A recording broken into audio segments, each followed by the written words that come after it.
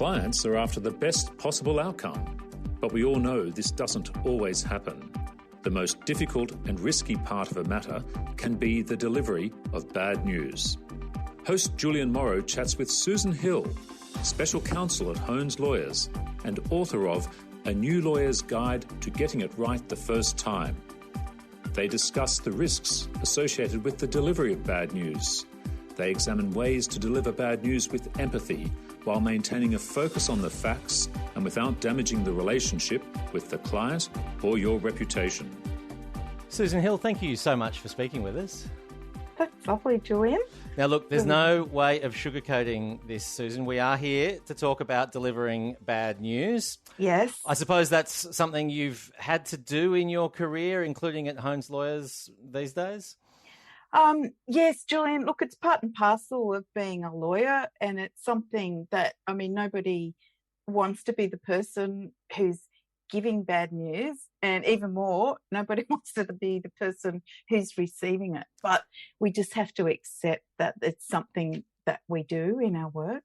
Okay, so it's actually not your favourite part of working as a lawyer, giving bad news? Funnily enough, no, it's not. And I don't know anybody that thinks of it in that way.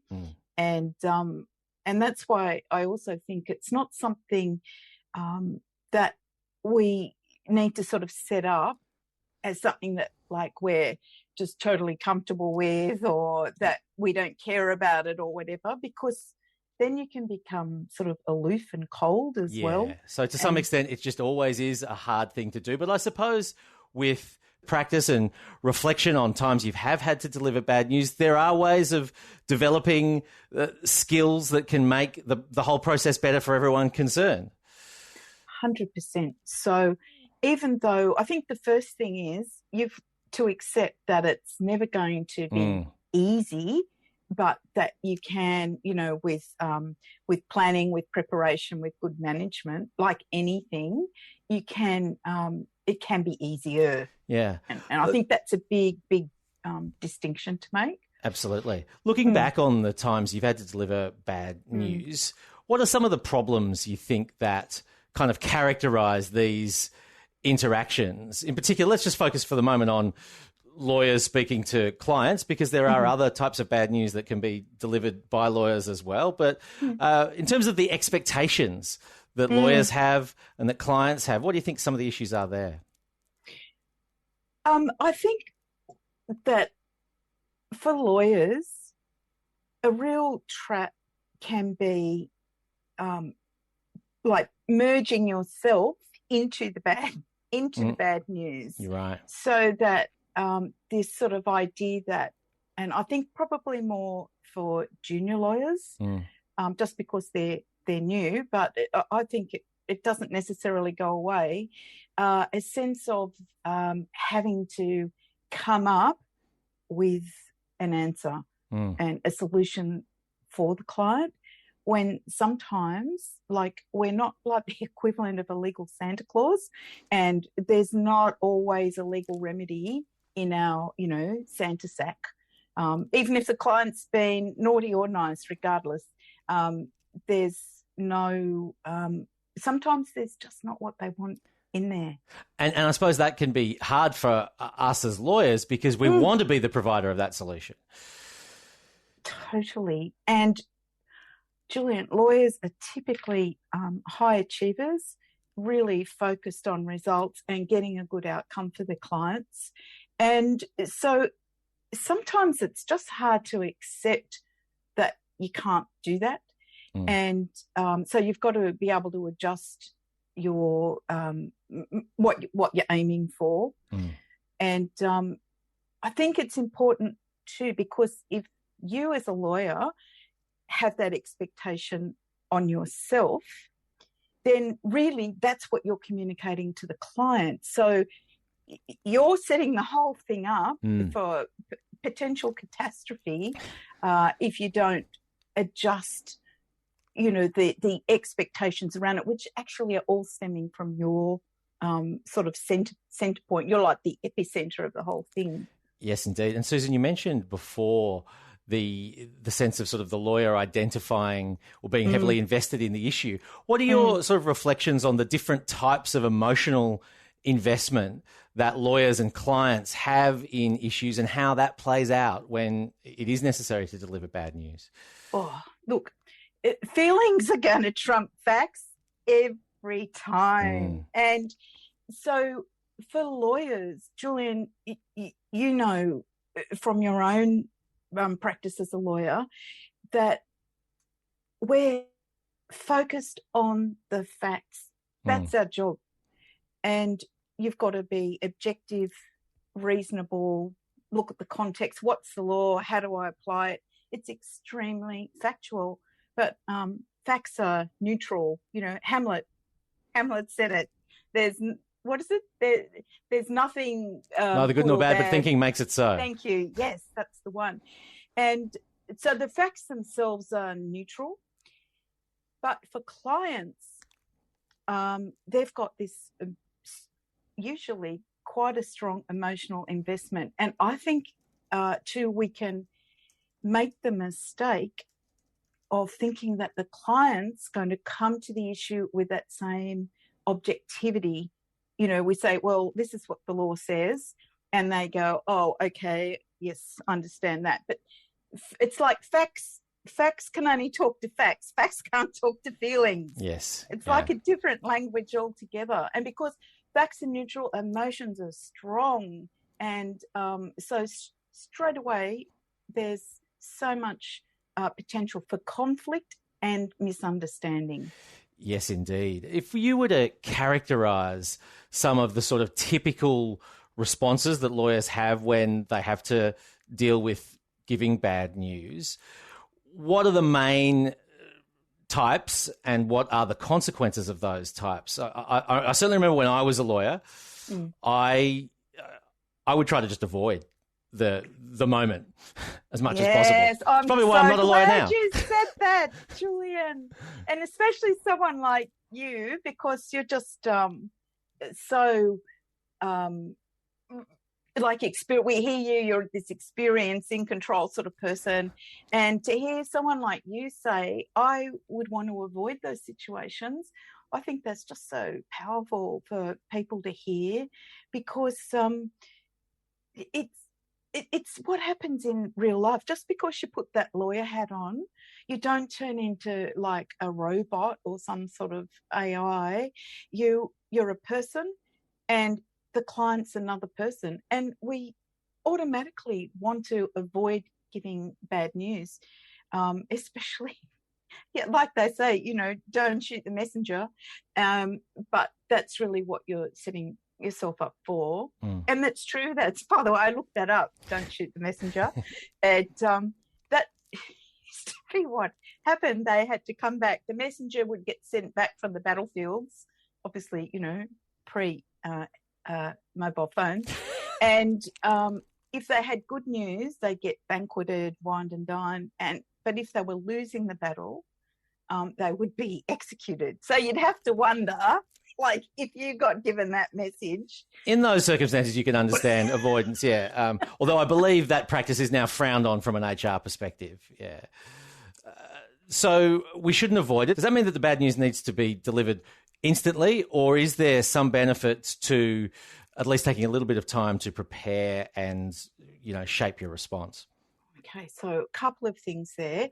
Firstly, just on the avoidance again, like, because this is for law cover and they're very interested in risk management, if you avoid, you're potentially pushing issues further down the track where they're just snowballing and so getting the scope bigger. For liability is just increasing as the clock ticks by. Exponentially, 100%. And so, but that's what we do and procrastinate. So then the opposite extreme is to just, you know, just sort of hit the client over the head. Blurt it out, yeah. Object, blah, and just get it over and done with. I mean, that's another pretty typical, not even limited to lawyers, it's a human sort of response. But like everything, there's always a middle path. And like anything, proper preparation that takes into account your facts, but also the need to give consideration to the feelings that are going to come from the client. Yeah, and Susan, how important is it to sort of deliver the full legal theoretical explanation of why things have gone badly? Is that a pitfall that potentially lawyers can fall into? I'm nodding. Can't see it on audio, but I'm nodding because there's a lot of reasons that lawyers do that. Well, one, just because we're lawyers and can't help ourselves. It's the sort of comfort of that's the way that we speak and communicate with each other. Yeah, 100%. And so I guess it's like the comfort zone, like you said. It's so because you're, and look, I know, because this is all for lawyers and we just need to set up that there's always exceptions to the rule. You know, you could be great at doing this and have a completely different way to deal with it. But I'm just speaking in generalities. That's all we can do. So you've got the comfort zone of facts, and with that too comes aloofness often, and that's a real trap. There was some great research on doctors who, if we think we've got to deliver bad news, I mean, imagine, being in their shoes. I mean, it's really difficult, life and death for patients and their families. And so for the medical people, they obviously invest a lot in understanding how to deal with those sorts of situations, because they have to do it a lot.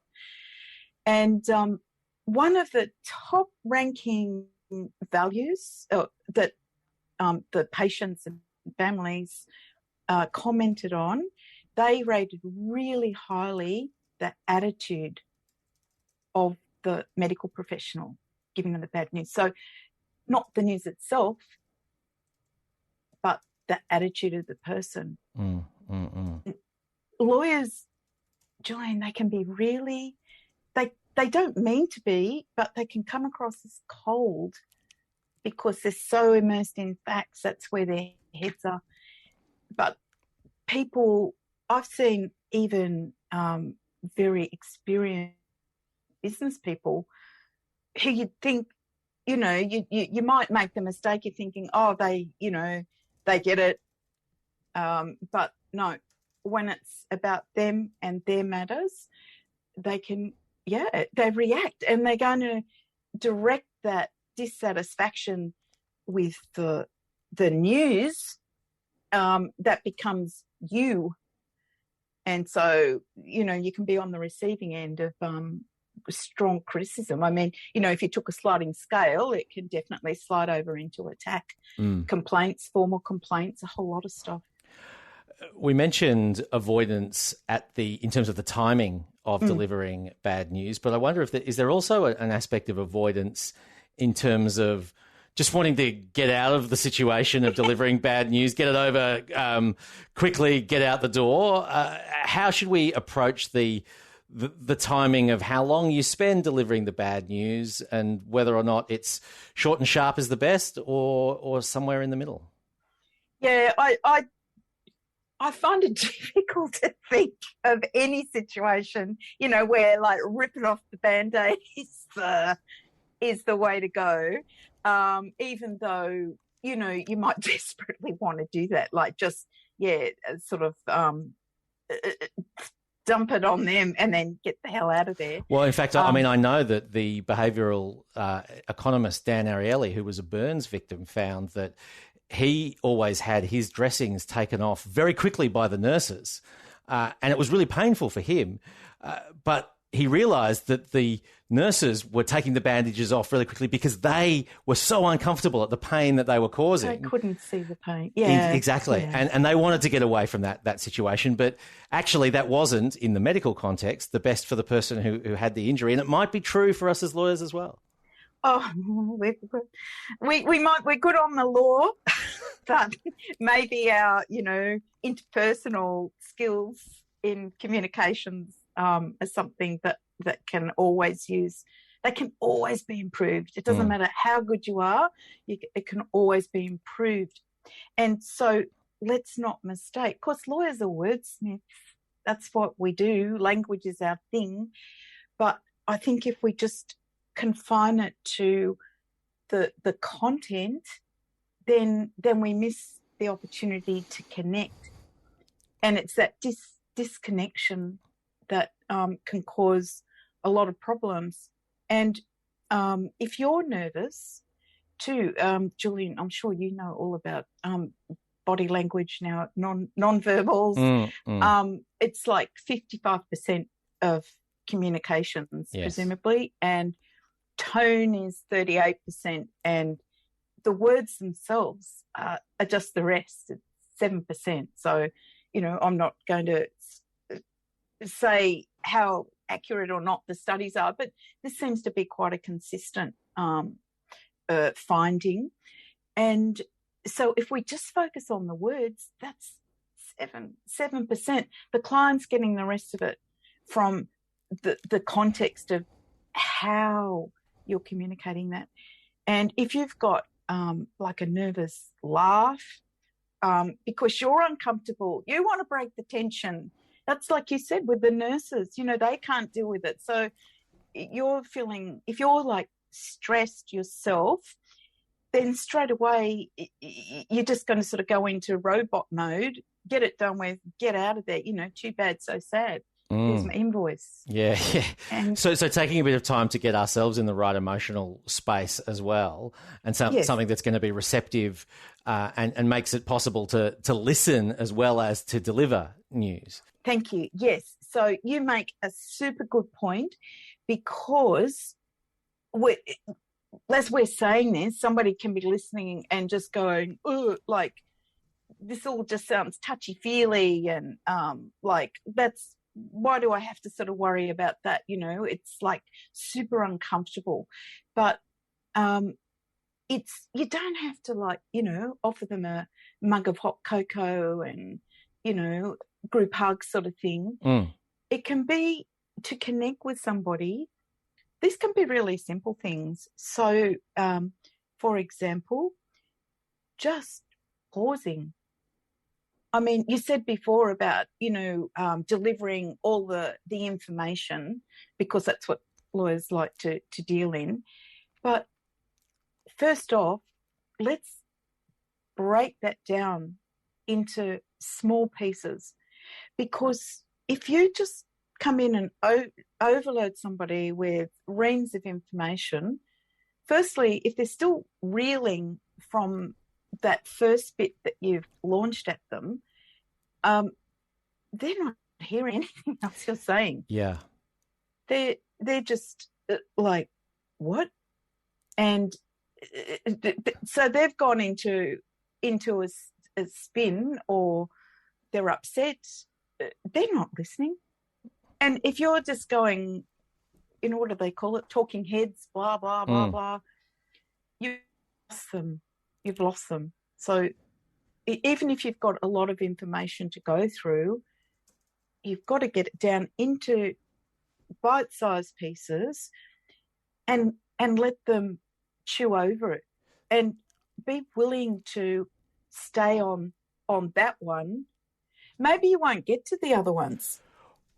Well, that's what I was going to ask you about as well, because I think there's a tendency amongst lawyers to say, I think there's a tendency amongst lawyers to think, well, I've said it, so it's been said, so I don't have to say it again. It's come out of my mouth, therefore it's been received.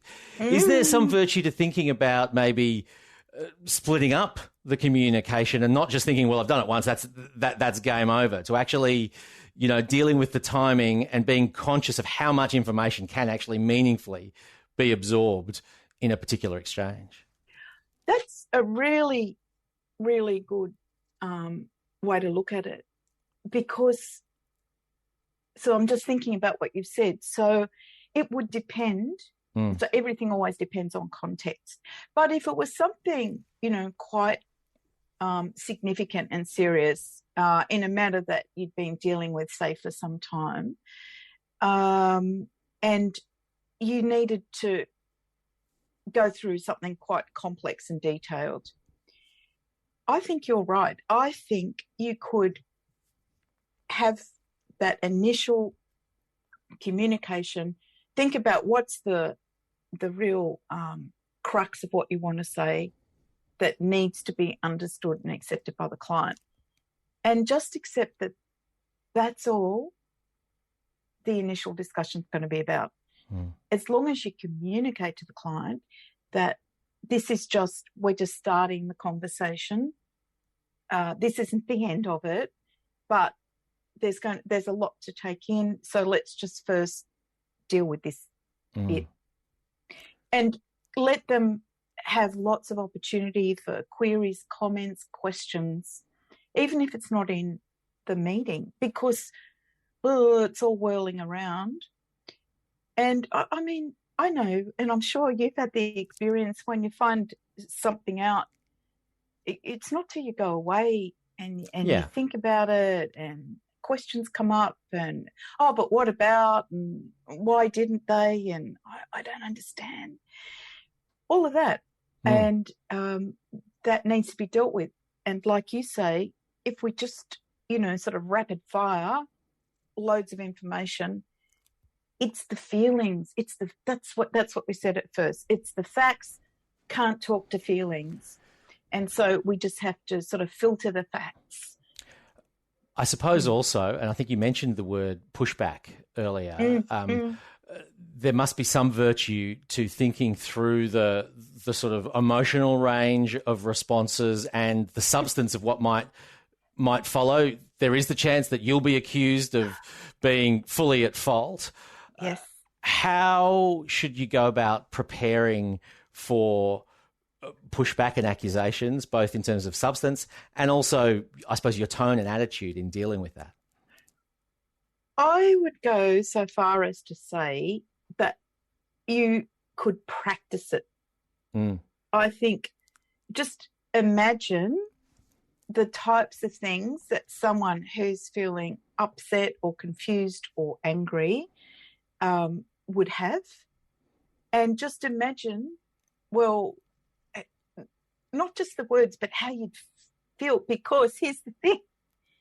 Once that happens, your feelings come into it. So where's all your lovely facts gone now? Because if you're getting distressed, because it's upsetting. If somebody starts attacking you and yes, as you say, finding fault, really pushing back. So what they're pushing them back against really is the news. Yeah. But they've made you the target of their pushback.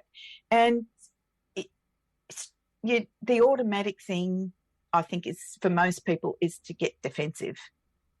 And then it can degenerate pretty quickly into a dangerous sort of situation for misunderstandings and confusion and complaints. Everything's in the mix. So really practice. So how would I feel? And just imagine that sort of gut reaction. And I'd write down some responses because you're not expecting it. And if you've got words written there, then you're ready to diffuse the situation rather than escalating it. And Susan, I suppose the virtue of really thinking about these issues, giving them the time that they need, can be looked at in two ways. Obviously, there's the liability aspect and the risk of complaints, but there's also the wellness of the lawyer as well. If we put this time in, it'll probably make things less stressful. Wellness of lawyers, this has been an issue. I can remember, I think at least 20 years, this has been talked about as like a big thing. And, as a profession, there's rates of depression that are just so high above the average. And I think just as we're talking now, it is this clash between facts and feelings, and we're not really equipped for dealing with the feeling side. We don't get trained for that. So if you're in, psychology or counselling, it's acknowledged you're dealing with people's problems, and there's that whole, psychological thing of transference and all the rest of it. And they debrief. I mean, it's accepted. That's what you need to do. But it's often occurred to me, as lawyers, we're taking on other people's problems. And I think that's the trouble. See, I even use that expression, taking on, but because that's what we do. And going back to what we said at the beginning, that sense that you can come up with a solution. People are coming to you for help. You want to help, but it's problems. It's not like you work in a travel agency, well, when there used to be travel agencies, but people aren't coming to you to book a nice holiday or a birthday party or something. People are usually only seeing lawyers when there's a problem. So day in, day out, you're dealing with the stuff that's too hard for everybody else. Usually they've tried to sort it out. They can't. It's got to that point. So that's where you come in, and you're doing it all the time.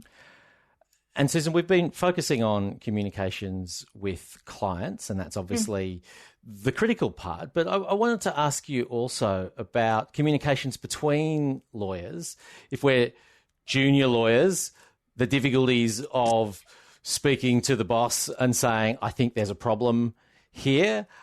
Could you tell us a little bit about that? And then we might flip it around as well and talk about delivering bad news to junior staff and those sorts of things, to see what the issues are there as well. But let's focus on now, if you're a junior lawyer and you think there's a problem, again, I imagine it's just that instinct to avoidance, that you just don't really want to have to go into your boss and say, I think we've got an issue here. But it's important too, isn't it? Absolutely, Julian. And I think, I don't know if I'm allowed to say. I wrote a book. Well, let's find out.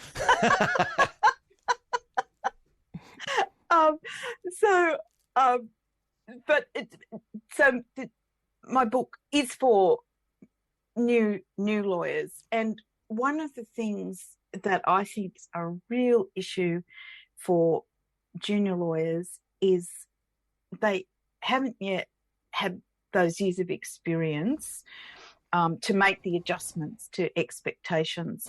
So they can, well, there's two extremes. Firstly, they feel as though there's a failing on their part. So it's like, there's an answer out there. I should be able to find that. If I was any good, I'd know what the answer was. And so I've got to sort of now expose myself as a failure amongst lawyers because I can't do this. And so there's that extreme. And then at the other end, it's you don't know what you don't know. And so they maybe don't even realise the extent of this issue or point that they've uncovered.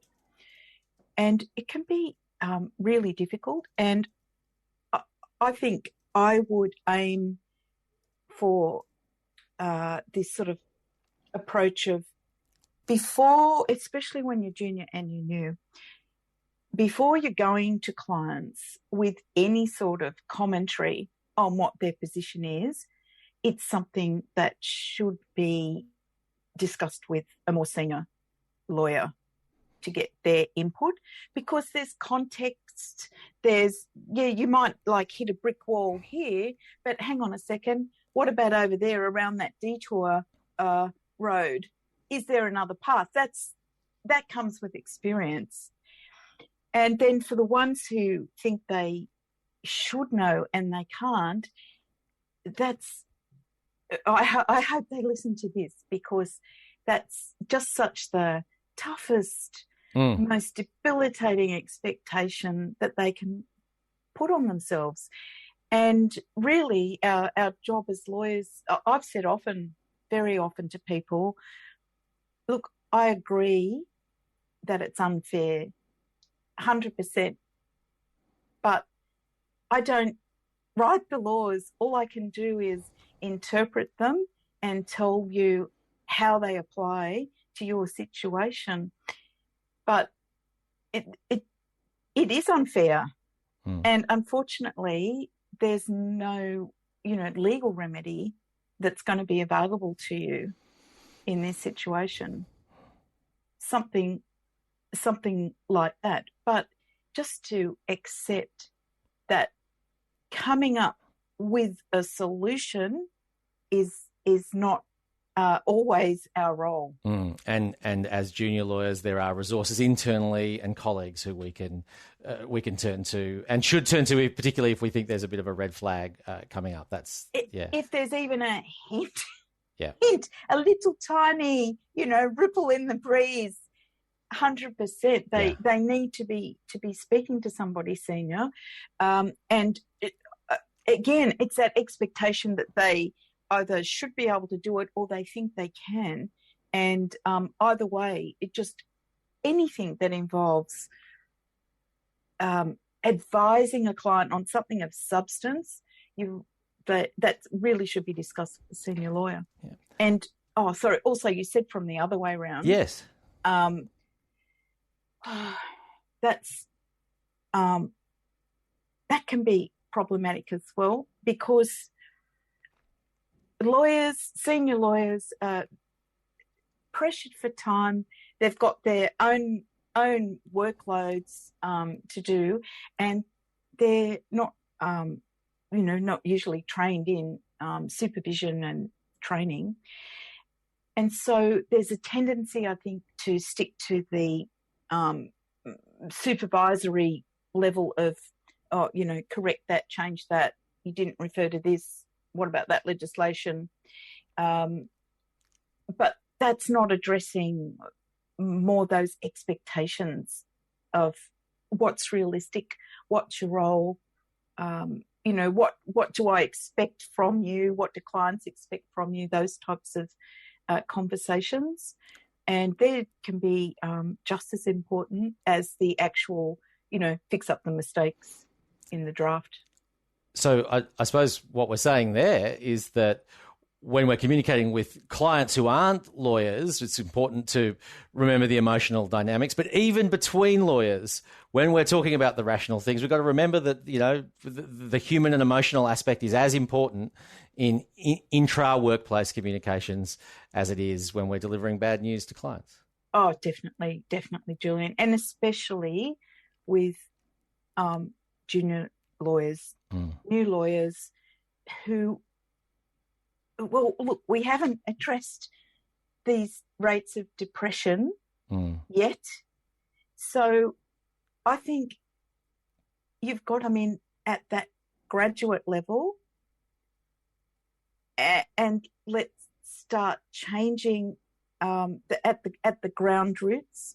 But they can own that sort of adjustments to their settings if it's coming from the senior people, because we keep learning from the people who are senior to us, and that's always very fact-based. But the thing is as well, lawyers as personality types, I'm no psychometric expert, but they're facts-based people. There's a reason why some people become psychologists, some people become lawyers, some people become counsellors, mathematicians. You're drawn to it. And the people who are drawn to law, so they're people who like facts, and they're not all that comfortable, or maybe it doesn't even occur to them that they need to get into feelings. Yep. So it's not just the message, it's the way it's delivered as well across the board. Absolutely. Couldn't agree more. Well, Susan, it is true that as lawyers, there will be times where there isn't a solution no matter how much we want to provide one. But that hasn't been the case in this conversation, because you provided us with lots of solutions to how to deliver bad news in a better, more effective and humane way. So thanks very much for all that wise advice. Thank you so much, Julian. Absolute pleasure. Thank you. Thanks for listening to Risk on Air by Law Cover. Join us for the next episode and subscribe to stay up to date.